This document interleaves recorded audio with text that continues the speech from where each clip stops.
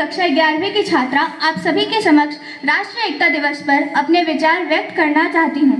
अथवा आज मैं राष्ट्र के अस्तित्व और प्रगति के लिए राष्ट्रीय एकता या राष्ट्रीय अखंडता हेतु आपका ध्यान आकर्षित करना चाहती हूँ। राष्ट्रीय एकता दिवस हर वर्ष 31 अक्टूबर को भारत के पहले उप प्रधानमंत्री और भारत के पहले गृह मंत्री सरदार वल्लभ भाई पटेल की याद में मनाया जाता है। इस दिन का आरंभ भारत सरकार द्वारा वर्ष 2014 में किया गया था। लौह पुरुष कहे जाने वाले सरदार पटेल भारतीय राष्ट्रीय कांग्रेस के सदस्य थे। जब अंग्रेजों ने भारत छोड़ा उस समय लगभग 565 रियासतें थीं जो स्वतंत्रता प्राप्त कर चुकी थीं और उस समय भारत संघ में नहीं थी।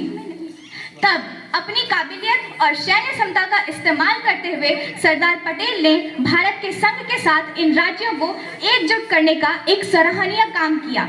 वह अपने उद्देश्य में बहुत स्पष्ट थे कि भारत के नक्शे को उसके शुरू से लेकर अंत तक एकजुट किया जाना चाहिए। राष्ट्रीय एकता किसी भी देश में रहने वाले लोगों की सामूहिकता को दर्शाता है। यह दर्शाता है कि एक देश में चाहे सभी विभिन्न धर्मों जातियों से संबंध रखते हों, फिर भी हम सभी अलग अलग भाषाएं क्यों न बोलते हों, हम सभी एक समान और एकजुट हैं।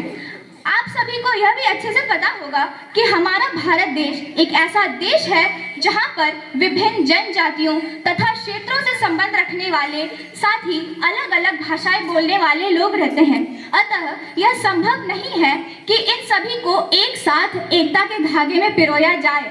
इसके साथ यह विविधता का कारण बना था हमारी गुलामी का, लेकिन इसका मतलब यह नहीं कि हम पीछे हट जाएं। बेशक एक साथ सबको एकत्रित नहीं किया जा सकता है, किंतु उनको यह महसूस करवाया जा सकता है कि वह सभी एक राष्ट्र के हैं और एक समान हैं।